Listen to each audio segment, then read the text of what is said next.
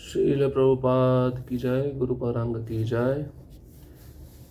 जीव गोस्वामी कौन कौन से ग्रंथों का संकलन किए हैं उसके विषय में हम श्रवण कर रहे थे। तो कृष्ण संदर्भ, भागवत संदर्भ, बहुत सारे ग्रंथ हमने कल सुने। लगभग 25 ग्रंथ जो मूल हैं, जो वैष्णवों को पढ़ने चाहिए।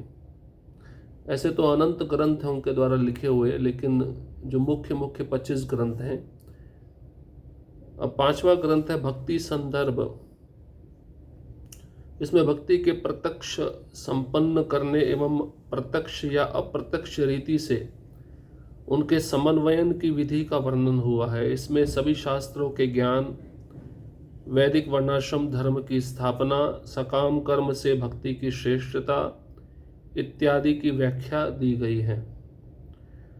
भक्ति के बिना ब्राह्मण को भी निंदनीय बतलाया गया है। कर्म त्याग की प्रक्रिया, कर्म फल को पूर्ण पुरुषोत्तम भगवान को अर्पण करना, ध्यान योग तथा ज्ञान योग के विषय में व्याख्याएं हैं और इन्हें कठिन श्रम मात्र बतलाया गया है।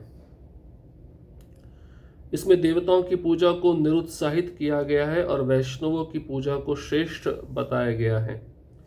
अभक्तों को कोई सम्मान नहीं दिया गया है। इसमें इसकी भी चर्चा की गई है कि मनुष्य इस जीवन में भी किस तरह मुक्त हो सकता है, किस तरह शिवजी भक्त हैं और कैसे भक्त तथा उसकी भक्ति में सेवा का अस्तित्व सनातन रूप से रहता है। यह भी कहा गया है कि भक्ति के माध्यम से समस्त प्रकार की सफलता प्राप्त की जा सकती है, क्योंकि भक्ति भौतिक गुणों से परे है। इसकी भी व्याख्या हुई है कि किस प्रकार भक्ति के माध्यम से आत्मा प्रकट अनुभूत होता है। आत्मा के आनंद के साथ ही इसका भी वर्णन है कि भक्ति चाहे त्रुटिपूर्ण ही क्यों ना संपन्न की जाए, पूर्ण पुरुषोत्तम भगवान के चरण कमलों को प्रदान करने वाली है। निष्काम भक्ति की बहुत प्रशंसा की गई है और यह बतलाया गया है कि किस प्रकार प्रत्येक भक्त अन्य भक्तों की संगति से निष्काम भक्ति के पद को प्राप्त कर सकता है। इसमें इन विषयों को भी चर्चा की गई है। महाभागवत तथा सामान्य भक्त में अंतर, दार्शनिक चिंतन के लक्षण, अहंग्रोपासना के लक्षण, भक्ति के लक्षण, काल्पनिक सिद्धि के लक्षण, विधि विधानों का स्वीकार, गुरु की सेवा, महाभागवत तथा उनकी सेवा, वैष्णवों की सेवा, श्रवण कीर्तन, स्मरण तथा पाद सेवन के नियम, सेवा अपराध, अपराध के फल, प्रार्थना, भगवान के नित्य दास बनना, भगवान से मैत्री स्थापित करना और उनके सुख के लिए सर्वस्व अर्पित करना इत्यादि।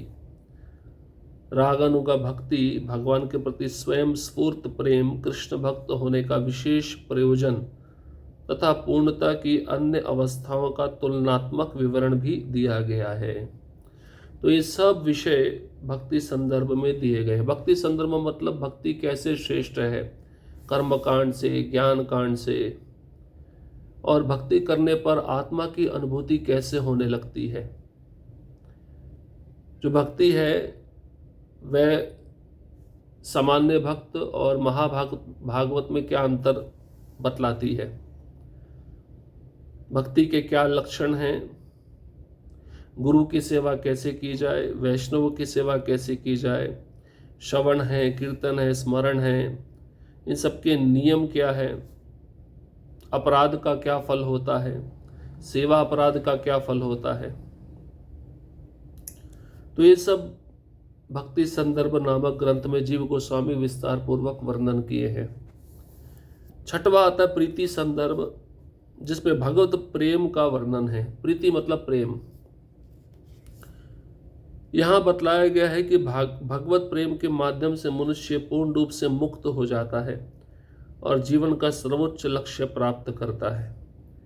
इसमें सगुणवादी तथा निर्विशेषवादी मुक्त अवस्थाओं में अंतर बतलाया गया है और भव बंधन से मुक्ति एवं जीवन मुक्ति की व्याख्या की गई है। सभी प्रकार की मुक्तियों में से भगवान की प्रेमा भक्ति में मुक्ति को सर्वोच्च बतलाया गया है और पूर्ण पुरुषोत्तम भगवान के साक्षात्कार को जीवन की सर्वोच्च सिद्धि पूर्णता के रूप में स्थापित किया गया है।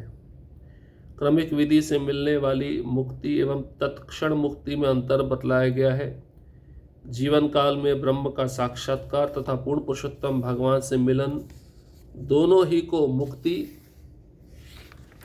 कहा गया है, किंतु परम पुरुष भगवान से आंतरिक तथा बाह्य रूप से मिलन को सर्वोत्कृष्ट बतलाया गया है, जो ब्रह्म तेज के दिव्य साक्षात्कार से बढ़कर है। इसमें सालोक्य, सामीप्य तथा सारूप्य मुक्तियों की तुलना की गई है। सामीप्य मुक्ति सालोक्य से बेहतर है। भक्ति को अधिक सुविधाओं से युक्त मुक्ति माना गया है और इसे प्राप्त करने की विधि की व्याख्या की गई है। भक्ति स्तर को प्राप्त करने पर होने वाली दिव्य स्थिति जो भगवत प्रेम के समान है, उसकी भी व्याख्या की गई है। दिव्य प्रेम के तटस्थ लक्षण तथा इसे जागृत करने की विधि तथा कथित प्रेम एवं भगवत प्रेम के स्तर पर होने वाले दिव्य प्रेम में अंतर, गोपियों के साथ प्रेमालाप के समय आस्वाद्य विभिन्न रस जो संसारी प्रेमालाप से भिन्न हैं और शुद्ध कृष्ण प्रेम का प्रतिनिधित्व करते हैं, इन सब की व्याख्या दी गई है। ज्ञान मिश्रित भक्ति, गोपियों के प्रेम की सर्वोत्कृष्टता, ऐश्वर्य भाव से युक्त भक्ति तथा प्रेमा भक्ति में अंतर, गोकुल के निवासियों की उच्च स्थिति, कृष्ण के सखाओं की क्रमशः उच्च स्थिति, कृष्ण के साथ गोपियों का वात्सल्य प्रेम तथा अंततः गोपियों एवं श्रीमती राधा रानी के प्रेम की सर्वोत्कृष्टता के विषय में भी व्याख्याएं हुई हैं। इसकी भी व्याख्या की गई है कि जब कोई अनुकरण करता है तो आध्यात्मिक भाव किस प्रकार उपस्थित रहते हैं और ऐसे रस संसारी प्रेम के साधारण रसों से कितने अधिक श्रेष्ठ होते हैं। विभिन्न भावोद्दीपन, भावों का जागृत होना, दिव्य गुण, धीरोदात्त आदि भेद, माधुर्य प्रेम का परम आकर्षण, अनुभाव, स्थायी संचारी भाव, 5 प्रत्यक्ष तथा 7 अप्रत्यक्ष प्रेमा भक्ति के रसों के भी वर्णन दिए गए हैं। अंत में विभिन्न रसों के एक दूसरे से अतिक्रमण की भी व्याख्या दी गई है एवं शांत, दास्य, शरणागति, वात्सल्य प्रेम, प्रत्यक्ष माधुर्य प्रेम, दिव्य भोग तथा विरह में आनंद पूर्व राग तथा श्रीमती राधा रानी की महिमा के विषय में वर्णन मिलते हैं। कितना विषय जीव गोस्वामी लिखे हैं। कुछ और ग्रंथ पढ़ने का आवश्यकता है नहीं, ये पढ़ लेंगे तो सारा तत्व समझ में आ जाता है। अप्रीति संदर्भ मतलब क्या है? भगवान के प्रति प्रेम को पूरी तरह से इस ग्रंथ में बतलाया गया। इस प्रेम को कैसे प्राप्त किया जाता है और इस प्रेम के क्या लक्षण हैं। सभी प्रकार की जो मुक्तियां हैं उसमें से भगवान की जो प्रेमा भक्ति है वो सबसे श्रेष्ठ है और एक धीरे धीरे मिलने वाली मुक्ति है और एक तुरंत तत्क्षण मिलने वाली मुक्ति। इसमें क्या अंतर है वह भी बतलाया गया है। और परम पुरुष भगवान श्री कृष्ण से आंतरिक तथा बाह्य रूप से मिलन, इसको श्रेष्ठ बतलाया गया है। आंतरिक रूप से मिलन मतलब चिंतन करते हुए, मनन करते हुए निरंतर स्मरण करना। बाह्य रूप से प्रत्यक्ष देखना। सालोक्य, सामीप्य, सारूप्य, ये जो मुक्ति है इनमें क्या कंपैरिजन है, क्या तुलना है। सामीप्य मुक्ति सालोक्य से बेहतर है। सामीप्य मतलब भगवान के पास रहना, सालोक्य मतलब भगवान के लोक में रहना। तो सालोक्य मुक्ति से बेहतर, बहुत अच्छा सामीप्य मुक्ति है। और दिव्य प्रेम के तटस्थ लक्षण, इन लक्षणों को जागृत करने की विधि और गोपियों का प्रेम, श्रीमती राधा रानी का प्रेम, इसमें क्या अंतर है। और 5 प्रकार के दिव्य रस, 7 प्रकार के गौण रस, इनका भी वर्णन है। और ज्ञान मिश्रित भक्ति, गोपियों के प्रेम की सर्वोत्कृष्टता, ऐश्वर्य युक्त भक्ति, प्रेमा भक्ति, इन तीनों में अंतर बतलाया गया है। गोकुल और वृंदावन में जो निवासी रहते हैं वो कैसे श्रेष्ठ है। कृष्ण के जितने भी मित्र या सखा हैं उनकी उच्च स्थिति क्रमशः कैसी है। कृष्ण के साथ गोप गोपियों का वात्सल्य प्रेम, गोपियों और श्रीमती राधा रानी के प्रेम की सर्वोत्कृष्टता के विषय में विस्तार पूर्वक व्याख्या दी गई है। अब 7वां ग्रंथ आता है गोपाल चंपू। ये बहुत ही सुंदर ग्रंथ है। गोपाल चंपू के विषय में निम्नलिखित जानकारी दी है। गोपाल चंपू 2 भागों में विभक्त है। पहला भाग पूर्वी लहरी कहलाता है और दूसरा भाग उत्तरी लहरी कहलाता है। पहले भाग में 33 और दूसरे भाग में 37 पूरण या परिच्छेद है। पहले भाग की रचना 1510 शकाब्द 1588 ईस्वी में हुई। इसमें निम्नलिखित विषयों की विवेचना की गई है। अब जो पहला भाग है गोपाल चंपू का, जिसको पूर्वी लहरी कहते हैं, उसमें कौन कौन से विषय हैं? पहला वृंदावन तथा गोलोक, दूसरा पूतना राक्षसी का वध, माता यशोदा के निर्देशानुसार गोपियों का घर लौटना, कृष्ण तथा बलराम को स्नान कराना, स्निग्ध कंठ तथा मधुकंठ, तीसरा यशोदा मैया का स्वप्न, चौथा जन्माष्टमी उत्सव, पांचवा नंद महाराज की वसुदेव से भेंट तथा पूतना वध, छठवा प्रातः काल बिस्तर से उठने की लीलाएं, शकट असुर का उद्धार तथा नामकरण संस्कार, सातवां तृणावृत असुर का वध, कृष्ण द्वारा मृदाभक्षण, कृष्ण की बाल सुलभ नटखट लीलाएं तथा चोर के रूप में कृष्ण। आठवां विषय है दधि मंथन, कृष्ण द्वारा माता यशोदा का स्तनपान, दही की मटकी तोड़ना, रस्सी से कृष्ण का बांधा जाना, 2 भाइयों यमला अर्जुन का उद्धार और माता यशोदा का शोक करना। 9वां वृंदावन प्रवेश, 10वां वत्सासुर, बकासुर तथा व्योमासुर का वध, 11वां अगासुर का वध तथा ब्रह्मा का विमोहन, 12वां जंगल में गौओं का चारण, 13वां गायों की रखवाली तथा कालिया नाग को दंड, 14वां गदर्भासुर का वध तथा कृष्ण की प्रशंसा, 15वां गोपियों का पूर्वाकर्षण, 16वां प्रलंबासुर का वध तथा दावाग्नि पान, 17वां गोपियों का कृष्ण के पास जाने का प्रयास, 18वां गोवर्धन पर्वत धारण करना, 19वां कृष्ण का दुग्ध अभिषेक, 20वां वरुण लोक से नंद महाराज का लौट आना और गोपियों द्वारा गोलोक वृंदावन का दर्शन, 21वां कात्यायनी व्रत का अनुष्ठान तथा दुर्गा देवी की उपासना, 22वां याज्ञिक ब्राह्मणों की पत्नियों से भोजन मांगना, 23वां कृष्ण तथा गोपियों की भेंट, 24वां गोपियों के साथ कृष्ण द्वारा आनंद भोग, राधा तथा कृष्ण का घटना स्थल से अंतर्धान होना और गोपियों द्वारा उनकी खोज, 25वां कृष्ण का फिर से प्रकट होना, 26वां गोपियों का संकल्प, 27वां यमुना जल में क्रीड़ाएं, 28वां सर्प के चंगुल से नंद महाराज को बचाना, 29वां एकांत स्थलों में विविध लीलाएं, 30वां शंखचूड़ का वध तथा होरी, 31वां अरिष्टासुर का वध, 32वां केशी असुर का वध, 33वां श्री नारद मुनि का प्रकट होना और जिस वर्ष पुस्तक समाप्त हुई उसका वर्णन। तो पहले भाग में, जिसको पूर्वी लहरी कहते हैं, 33 अध्याय हैं। सभी कृष्ण लीला से संबंधित है। कुछ ऐसी लीलाएं जिनका वर्णन भागवतम में नहीं है या है तो संक्षेप में है, उस विस्तार पूर्वक गोपाल चंपू ग्रंथ में सारी लीलाएं मिल जाती हैं। जो दूसरा भाग है जिसको उत्तरी लहरी कहते हैं, उसमें 37 परिच्छेद हैं, 37 अध्याय हैं।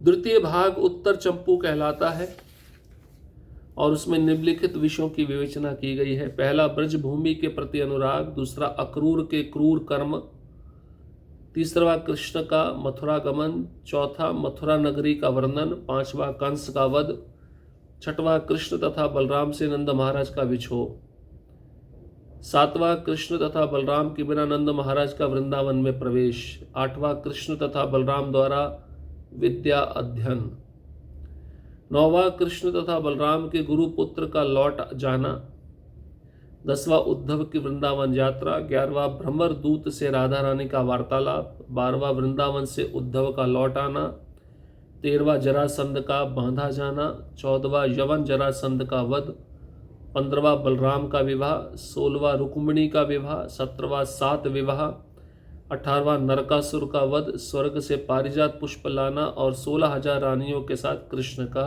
विवाह। 19वां बाणासुर पर विजय, 20वां बलराम का ब्रज लौटना, 21वां पौंड्रक नकली विष्णु का वध, 22वां द्विविद का वध तथा हस्तिनापुर की चिंता, 23वां कुरुक्षेत्र के लिए प्रस्थान, 24वां कुरुक्षेत्र में वृंदावन वासियों तथा द्वारका वासियों में भेंट, 25वां कृष्ण का उद्धव से परामर्श, 26वां राजा का उद्धार, 27वां राजसूय यज्ञ की संपन्नता, 28वां शाल्व का वध, 29वां कृष्ण का वृंदावन लौटने पर विचार, 30वां कृष्ण का फिर से वृंदावन जाना, 31वां श्रीमती राधा रानी तथा अन्यों के रोके जाने का समाधान, 32वां सब कुछ पूर्ण, 33वां राधा तथा माधव का निवास स्थान, 34वां श्रीमती राधा रानी तथा कृष्ण का श्रृंगार, 35वां श्रीमती राधा रानी तथा कृष्ण का विवाह, 36वां श्रीमती राधा रानी तथा कृष्ण का मिलन तथा 37वां गोलोक प्रवेश। तो भागवतम में श्रीमती राधा रानी और कृष्ण का विवाह का वर्णन नहीं है, लेकिन गोपाल चंपू में जीव गोस्वामी विस्तार पूर्वक लिखे हैं। और फिर दोनों का श्रृंगार कैसे होता है, दोनों का कैसे मिलन होता है और दोनों अंत में कैसे गोलोक में प्रवेश करते हैं, इस अपनी भूतल की लीला को समाप्त करके। इस ग्रंथ की एक असाधारण विशेषता यह है कि लीला ही नहीं वरन कवित्व और दार्शनिक सिद्धांत की दृष्टि से भी परिपूर्ण है। अर्थात श्री गोपाल चंपू नामक ग्रंथ भाषा, काव्य, सिद्धांत आदि की दृष्टि से यह महागंभीर और सबको पराजित करने वाला है। इसमें भौम वृंदावन की प्रधानता स्थापित की गई है। ग्रंथ में इसकी रचना काल के संबंध में जो उल्लेख है उसके अनुसार पूर्व चंपू की रचना समाप्त हुई सन 1588 में और उत्तर चंपू की सन 1590 में। तो इस प्रकार से ये सब ग्रंथों का विवरण है।